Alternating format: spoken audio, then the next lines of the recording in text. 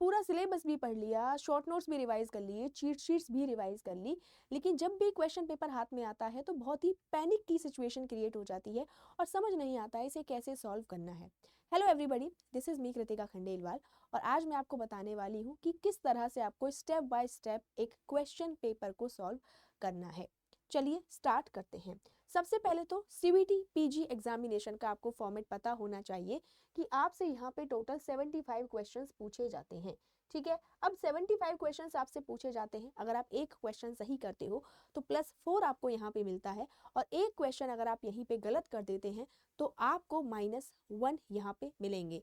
यानी कि आप देख रहे हो नेगेटिव मार्किंग कि 0 भी नहीं, -1।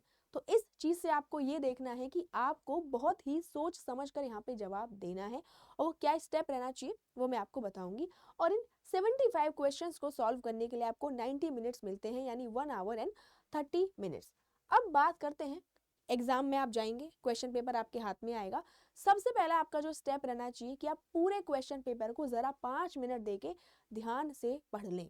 पढ़ना क्या है, एक आपको गो थ्रू करना है क्वेश्चन पेपर से कि कौन कौन से टॉपिक से सवाल पूछे गए हैं। लेकिन लेकिन लेकिन यहाँ पे बहुत सारे बच्चे पहले ही पैनिक कर जाते हैं, क्योंकि हमारा देखो माइंड है ना, हमेशा नेगेटिव ज्यादा सोचता है।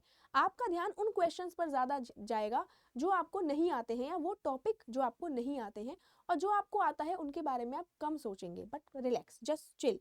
इस टाइम आपको बड़ी ही शांति से, बड़ी ही एक उम्मीद के साथ कि आप पूरा की पूरा क्वेश्चन पेपर सॉल्व कर लेंगे, जरा आपको 5 मिनट क्वेश्चन पेपर देखना है। पहला स्टेप आपका ये हो गया।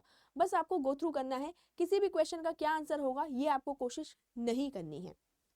अब दूसरा जो स्टेप है उसमें 3 स्टेज रीडिंग आएगा क्वेश्चन पेपर का, and this is very very important. बहुत सारे बच्चे क्या करते हैं, सबसे बड़ी वो गलती ये करेंगे कि पूरे के पूरे क्वेश्चन पेपर को क्वेश्चन नंबर 1 से स्टार्ट करेंगे और 75 क्वेश्चन नंबर तक एक ही बार में सारे के सारे क्वेश्चंस को अटेम्प्ट कर लेंगे। लेकिन यहाँ पर गलती होने के बहुत ज्यादा चांसेस होते हैं। 3 पार्ट में आपको पूरे के पूरे पेपर को पढ़ना है।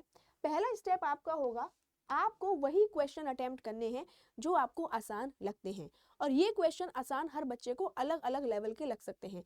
क्वेश्चन आसान जब बनते हैं जब आपने उस टॉपिक को पढ़ा हुआ है।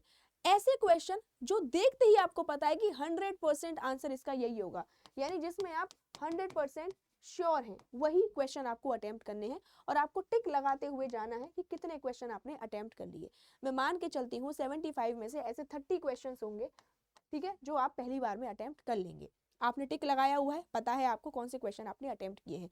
अब आप फिर से रीडिंग करोगे पेपर की और उन क्वेश्चंस को पढ़ोगे जो आपने अटेम्प्ट नहीं किए हैं, और यहाँ पे अब आपको अटेम्प्ट करने हैं जिनमें आप 50-50% श्योर हैं। यानी कि आपको टॉपिक की नॉलेज है बट आप 2 ऑप्शंस में कंफ्यूज हैं। आपको लग रहा है कि भाई हो सकता है आंसर सही गलत हो सकता है, लेकिन ये आपको अटेम्प्ट कर लेने चाहिए, क्योंकि यहाँ पर क्या है, गलत होने के चांसेस कम होते हैं, सही होने के चांसेस ज्यादा होते हैं। और वो सही गलत जो पॉजिटिव नेगेटिव मार्किंग जब एडजस्ट होती है तो पॉजिटिव मार्क्स ही आपके निकल कर आते हैं। तो ये क्वेश्चन आपको अटेम्प्ट करने हैं अपने सेकंड राउंड में, ठीक है। अब इन पे भी आपको टिक लगाते हुए जाना है। अब आपके पास वो क्वेश्चन बचेंगे कि भाई जो आपको ऐसा लग रहा है कि ये मुझे आते ही नहीं है या मैंने टॉपिक पढ़ा ही नहीं है। तो जो क्वेश्चन आपको बिल्कुल भी नहीं आते उनको आप बिल्कुल छोड़ सकते हैं, बिल्कुल, क्योंकि यहाँ पे गलत होने के चांसेस बहुत ज्यादा होते हैं। कुछ क्वेश्चन ऐसे होंगे जब आप बहुत ज्यादा अपना माइंड यूज करोगे तो इंटेलिजेंट गेस आप लगा सकते हो।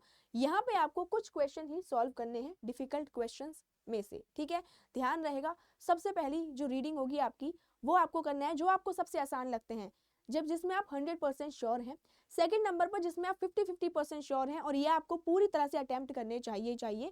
थर्ड नंबर पर आएंगे कि जिनमें आप श्योर नहीं है, हो सकता है आप 70-30% श्योर हो, ठीक है। लेकिन मैं आपको एक बात बता दूं, अब कहेंगे मैम कि बहुत सारे क्वेश्चन होते हैं जो हमें लगता है कि आते ही नहीं है, स्टार्टिंग में ही हम पैनिक हो जाते हैं। वो आपको नहीं करना है, क्योंकि जब हम क्वेश्चन एग्जामिनेशन हॉल में बैठते हैं और क्वेश्चन पेपर सॉल्व करते हैं, धीरे धीरे हम सबकॉन्शियस माइंड में हम चीज़ों को रिकॉल करना स्टार्ट करते हैं और एग्जाम टाइम में सब कुछ याद आ जाता है, भूलते नहीं है, याद आ जाता है। तो इसी तरीके से आपको ये क्वेश्चन पेपर सॉल्व करना है। और लास्ट में आपके पास जो 5 मिनट या 10 मिनट बचेंगे, मैं उम्मीद करती हूँ कि आपके पास बचेंगे, तो आपको एक बार रीचेक करना है कि सारे क्वेश्चन अटेम्प्ट किए हैं या नहीं किए, कहीं ऐसा कोई क्वेश्चन तो नहीं छूट गया जो आपने अटेम्प्ट ना किया हो और जो आपको आता हो, ठीक है।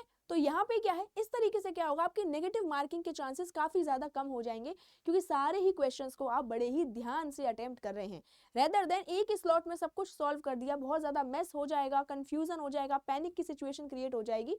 तो आपको इसी तरह से क्वेश्चन सॉल्व करने हैं। एंड एक बात मैं बता दूं, पैनिक नहीं होना है। बहुत सारे बच्चे ऐसे होते हैं, एग्जाम में सब कुछ आता है, उनको पूरा सिलेबस रिवाइज है, सब कुछ उन्होंने अच्छे से तैयारी कर रखी है, लेकिन जैसे ही एग्जामिनेशन हॉल में जाते हैं वो पैनिक की सिचुएशन क्रिएट हो जाती है, और वही पैनिक की सिचुएशन सब कुछ आते हुए को भुलवा देती है। तो ये आपको नहीं करना है। अगर आप अब जैसे कि आपको पता है कि अराउंड 45 डेज आपके एग्जाम में बचे हैं, इस टाइम इस पैनिक की सिचुएशन को भगाने के लिए आपको मुक टेस्ट जितने ज़्यादा हो सके सॉल्व करने हैं, कॉन्सेप्चुअल क्लैरिटी रखनी है। और अगर आप हमारे साथ जुड़ना चाहते हैं, कॉन्सेप्ट क्लियर करना चाहते हैं, स्ट्रक्चर्ड वे में अपनी तैयारी को करना चाहते हैं, तो हम करियर्स अड्डा वाले आपके लिए लेकर आए हैं कोर्सेज। क्रैश कोर्स हमारा लॉन्च हो चुका है। यहाँ पे आप CVT PG सर्च करेंगे, देन आप यहाँ पे क्रैश कोर्सेज देखेंगे, ठीक है। पार्थ क्रैश कोर्स आ गया है हर सब्जेक्ट का, जैसे हम बात करें ये पॉलिटिकल साइंस है, then English literature, zoology, botany, ठीक है, और भी बहुत सारे यहाँ पे आपको सारे के सारे सब्जेक्ट के कोर्सेज मिल जाएंगे, चाहे वो ह्यूमैनिटीज हो, चाहे वो कॉमर्स हो, चाहे वो साइंस हो, और बहुत ही कम प्राइजेस यहाँ पे चल रहे हैं। जैसे मैं बात करूँ इंग्लिश लिटरेचर की, तो आपको यहाँ पे अगर कोड लगाते हैं, ठीक है, अप्लाई आप करेंगे बाय नाउ पर, देन आप कोड लगाएंगे यहाँ पर KK10, अगर आप कोड लगाते हैं तो आपके प्राइजेस काफ़ी कम हो जाएंगे। ये आप देखो 2464 प्राइस हो गया है, ठीक है। और एक स्ट्रक्चर्ड प्लान अगर आपको इतने रुपए में मिल रहा है, आई डोंट थिंक सो कि बहुत ज़्यादा है। और वैसे भी आप देखो रिपब्लिक डे की सेल आने वाली है, बहुत सब लोग अपनी मन मस्त जो चीज़ होती है पसंद वो खरीदेंगे, ब्रांडेड शूज़, ब्रांडेड कपड़े, लेकिन आप एक कोर्स पर इन्वेस्ट करें, अपनी पढ़ाई पर इन्वेस्ट करें, क्योंकि ये पढ़ाई आपके आने वाले 2 साल को शेप कर सकती है कि आपके 2 साल कैसे रहने वाले हैं। तो अच्छे से पढ़ाई करो, अच्छे से अपनी ये सोचो कि आपको एक स्ट्रक्चर्ड वे में अगर प्लान मिल रहा है तो बिल्कुल आप एनरोल करो कोर्सेज में। और अगर आपको कोई भी इशू है रिलेटेड टू कोर्स की, समझ नहीं आ रहा है मैम किस तरह से पेपर अटेम्प्ट करना है, कोई भी दिक्कत हो तो यू कैन कॉन्टैक्ट मी, आप मुझे कॉन्टैक्ट कर सकते हैं। मैं अपनी यहाँ पर अपनी मेल ID आपको दे रही हूँ, ठीक है। My mail ID is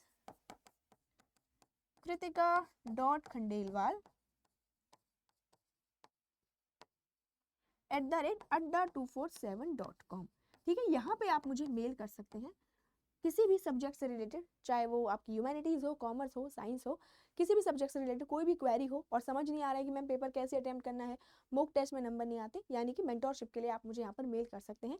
all the best to you guys, बहुत अच्छे से पढ़ाई करो, अच्छे से रहो, खुश रहो। Thank you so much.